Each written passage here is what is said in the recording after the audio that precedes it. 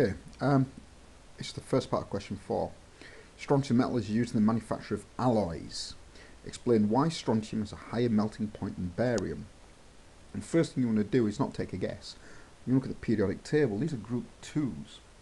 You will notice this strontium is higher up group 2 than barium.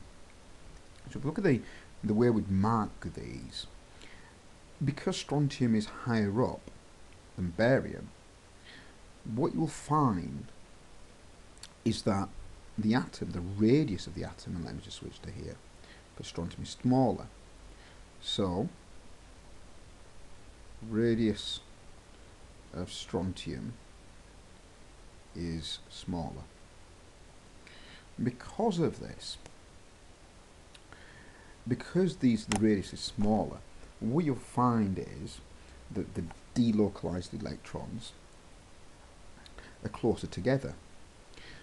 In terms of the delocalized electrons are closer to the nucleus, so the delocalized electrons are closer to the nucleus,